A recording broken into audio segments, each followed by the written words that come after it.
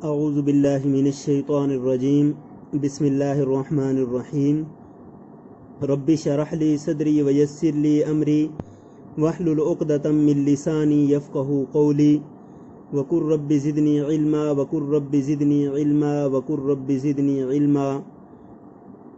السلام علیکم ورحمۃ اللہ وبرکاتہ۔ پیارے بچوں، امید کرتا ہوں کہ آپ تمام حضرات بخیر و عافیت ہوں گے، اور اللہ تبارک و تعالیٰ سے دعا ہے کہ اللہ تبارک و تعالیٰ ہم سب کو اپنے حفظ و امان میں رکھے۔ پیارے بچوں، آج 22 اگست سن 2020 بروز ہفتہ آج کا آپ کا جو سبق ہے وہ آپ کی کتاب کے صفحہ نمبر 8 کے اوپر موجود ہے، جس کا نام ہے مرزا غالب کے عادات و خصائل۔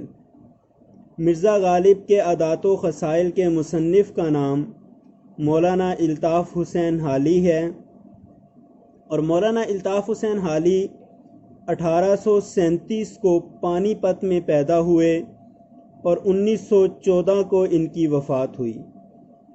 مولانا الطاف حسین حالی کے آباء و اجداد غیاث الدین بلبن کے زمانے میں ہندوستان آئے۔ جب مولانا الطاف حسین حالی 9 برس کے تھے تو آپ کے والد کا انتقال ہو گیا۔ ان کے بھائیوں نے ان کی پرورش کی اور تعلیم مکمل کرنے کے لیے انہوں نے دہلی کے عالموں کی صحبت اختیار کی۔ غالب اور شیفتہ کے صحبت سے بھی بطور خاص فیضیاب ہوئے، اور سر سید احمد خان سے بھی ان کا تعلق قائم ہوا۔ مولانا الطاف حسین حالی مدح نگاری میں خاص خصوصیت ان کو حاصل تھی۔ ان کی اصل غرض اپنے مضمون کو ادا کرنے اور ان کے مطالب کی وضاحت کو پیش کرنے کے علاوہ کچھ نہیں ہوتی تھی، اور ان کی نثری تحریروں میں اعتدال اور توازن کا یہ خاص خیال رکھتے تھے۔ بلا وجہ کا اختصار اور بلا وجہ کی طوالت سے یہ بہت اجتناب کیا کرتے تھے۔ کسی بھی عبارت کو یہ بلا وجہ لمبا نہیں کرتے تھے، اور نہ ہی بلا وجہ اس کو مختصر کر دیتے تھے کہ اس بات کو انسان سمجھ ہی نہ پائے، بلکہ بڑے پیارے انداز میں یہ اپنی عبارت کو لکھا کرتے تھے، اپنی وہ تحریر کو لکھا کرتے تھے، اور اپنی عبارت کو دلکش، سادہ اور مدلل بنانے میں حالی کا کوئی ثانی نہیں تھا۔ مولانا الطاف حسین حالی اپنی عبارت کو بہت پیارے انداز سے مرتب کیا کرتے تھے، اور مولانا الطاف حسین حالی کا شمار سر سید احمد خان کے قریبی اور بااعتماد ساتھیوں میں ہوتا تھا۔ انہوں نے بے شمار کتابیں لکھیں۔ ان کی مشہور کتابوں میں حیات جاوید، یادگار غالب، حیات سعدی، مقدمہ شعر و شاعری اور مد و جزر اسلام شامل ہیں، اور ان کی جس کتاب کو سب سے زیادہ مقبولیت حاصل ہوئی اس کا نام ہے مسدس حالی۔ تو یہ آپ کا جو سبق ہے مرزا غالب کے عادات و خصائل، یہ ان کی کتاب یادگار غالب سے لیا گیا ہے۔ اب ہم چلتے ہیں اس کی سرگرمی کی طرف۔ تو اس سبق کے حوالے سے آپ کی آج کی سرگرمی یہ ہے کہ آپ نے مرزا غالب کی کوئی بھی آسان سی نظم وہ ڈھونڈنی ہے اور اس کو یاد کرنا ہے۔ یاد کر کے آپ نے کیلی گرافی رائٹنگ میں اپنے ہوم ورک رجسٹر کے اوپر لکھنا ہے۔ اب ہم چلتے ہیں اس کے مقاصد تدریس کی طرف۔ تدریسی مقاصد آپ کے سامنے لکھے ہوئے ہیں کہ ان کو پڑھ کے آپ کو کن کن اشیاء سے، کن کن چیزوں سے واقفیت حاصل ہوگی۔ تو آپ پہلا مقصد اس کا یہ ہے کہ غالب کی شخصیت اور ان کے عادات و خصائل سے آپ آگاہ ہو پائیں گے۔ نمبر 2 کہ مرزا غالب خوش اخلاق اور کشادہ پیشانی بڑے لوگوں کا شیوا ہے، یہ مرزا غالب کی آپ کو عادات سے پتہ چلے گا۔ نمبر 3 خط کا جواب لکھنے کی اہمیت آپ کے سامنے واضح ہو جائے گی۔ نمبر 4 آپ کو یہ بتانا مقصود ہے کہ ہمارے بزرگ کتنے وزادار اور بامروت ہوا کرتے تھے۔ اور نمبر 5 کہ آپ ادبی قسم کے الفاظ و تراکیب سے آپ کو واقفیت حاصل ہو جائے گی، اس سے آپ روشناس ہو جائیں گے، ان کو آپ پہچاننے لگ جائیں گے۔ اب ہم چلتے ہیں اس سبق کی طرف۔ تو مرزا اسد اللہ غالب کے عادات و خصائل، کہ مرزا غالب انتہائی وسیع اخلاق کے مالک تھے۔ جو بھی شخص ان سے ملنے آتا اس سے بہت کشادہ پیشانی سے ملتے تھے، بڑے اچھے طریقے سے ان کو ملا کرتے تھے۔ جو بھی شخص ان سے ایک دفعہ مل لیتا تھا، ان کی عادات سے اور ان کے مزاحیہ پن سے وہ ان سے بار بار ملنے کا مشتاق رہا کرتا تھا۔ اور خود مرزا اسد اللہ غالب کی عادت بھی ایسی تھی کہ جب بھی کسی دوست کو دیکھتے تو بڑے خوش ہوا کرتے تھے، بہت خوشی خوشی ان کو ملا کرتے تھے، اور ان کی ہر طرح کی آرائش اور ان کے ہر طرح کی سہولت کے لیے اپنے آپ کو وقف کر دیا کرتے تھے۔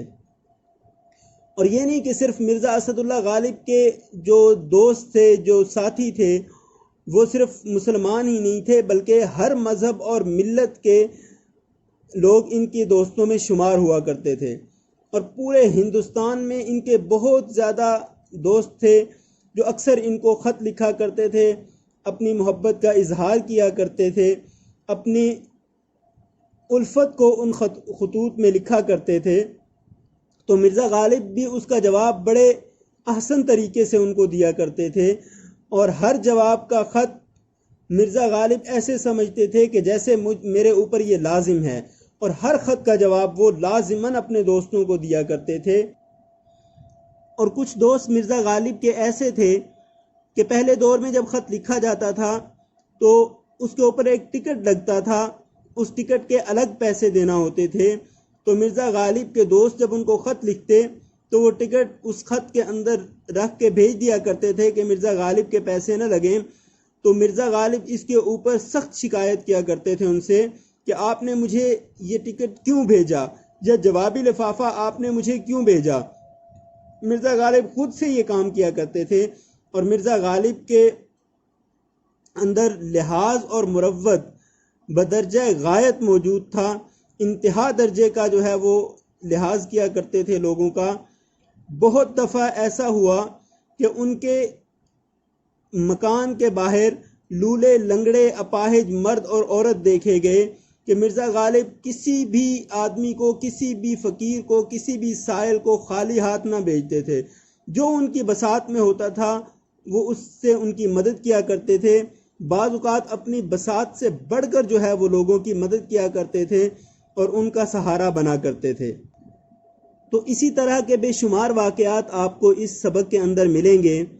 جب مرزا غالب اپنی آخری عمر کو پہنچے تو ان کے جسم میں کپ کپی طاری ہونا شروع ہوگی، ان کو راشا ہو گیا، تو ان کے ہاتھ صحیح سے لکھ نہیں پاتے تھے بلکہ کانپتے تھے۔ تو مرزا غالب اکثر دوستوں کو یہ لکھا کرتے تھے کہ بھئی اب میری نظر بھی کمزور ہو گئی ہے اور خط لکھنے کے لیے ہاتھ بھی کام نہیں کر رہے۔ لیکن اس وقت میں، اس حالت میں بھی مرزا غالب ان کو خط کا جواب لکھا کرتے تھے۔ وہ یہ سمجھتے تھے کہ چونکہ لوگوں نے میری طرف خطوط بھیجے، اپنی محبت کا اظہار کیا، وہ میرے ساتھ اپنی چاہت کا اظہار کر رہے ہیں، اگر میں نے خط کا جواب نہ لکھا تو ان کو اس سے پریشانی ہوگی، وہ اس سے خفا ہو سکتے ہیں۔ تو مرزا غالب اس ہاتھوں کی کپ کپی کے باوجود بھی، نظر کے کم ہونے کے باوجود بھی ان کو خط کا جواب لازمی دیا کرتے تھے، اور پھر معذرت بھی کیا کرتے تھے کہ اگر مجھ سے کچھ غلط لکھا گیا ہو یا میرے الفاظ آپ کو سمجھ میں نہ آ رہے ہوں تو اس کے لیے میں معذرت کرتا ہوں، کیونکہ یہ ہاتھوں کے کانپنے کی وجہ سے ایسا ہو رہا ہے، ورنہ مرزا غالب ہمیشہ آپ کو خط کا جواب بڑے احسن طریقے سے دیا کرتا ہے۔ تو یہ مرزا غالب کے ان واقعات کا علم آپ کو اس سبق کے پڑھنے سے ہوگا۔ آپ نے کرنا یہ ہے کہ اس سبق کو 2 سے 3 بار یکسوئی سے بیٹھ کر پڑھنا ہے، اور ان واقعات کو آپ نے اپنے اندر لانے کی کوشش کرنی ہے کہ ہم لوگوں سے کیسے ملیں، ہم لوگوں کی بات کا جواب کیسے دیں۔ اگر کوئی ہم سے بات کرتا ہے یا ہم سے کوئی اس کا کام ہے تو ہم اس کے کام کو حد الوسع پورا کرنے کی کوشش کریں، اور اس کے ساتھ بڑے احسن طریقے سے بات کریں، بڑے پیارے انداز سے ملیں، اور ان کی آرائش و سہولت کا ہر طرح سے خیال رکھیں۔ اگر کوئی مہمان آ جاتا ہے تو اس کا ہم ہر طریقے سے خیال رکھیں۔ تو یہ ساری چیزیں آپ کو اس سبق کے پڑھنے کے بعد معلوم ہوں گی۔ تو آپ نے اس سبق کو اچھے طریقے سے پڑھنا ہے۔ اس سبق کو پڑھنے کے بعد آپ سے اس کے متعلق سوال کیے جائیں گے جن کے آپ کو جواب دینا ہوں گے۔ اب چلتے ہیں اس کی ڈائری کی طرف۔ اس کی ڈائری یہ ہے کہ آپ نے اس سبق کو پڑھ کے اس کی پوری مشق کو حل کرنا ہے۔ نوٹس آپ کے پاس موجود ہیں، ان نوٹس کی مدد سے سارے سوالات آپ نے یاد کرنے ہیں۔ یاد کر کے آپ نے ان کو کیلیگرافی رائٹنگ میں اپنے ہوم ورک رجسٹر کے اوپر لکھنا ہے۔ امید کرتا ہوں کہ آپ کو آج کا سبق سمجھ میں آ گیا ہوگا۔ اب ہم چلتے ہیں اختتامی دعا کی طرف اور اختتام کرتے ہیں۔ سبحانک اللہم و بحمدک اشہد ان لا الہ الا انت استغفرک و اتوب الیک۔ اللہ آپ کا حامی و ناصر ہو۔ فی امان اللہ۔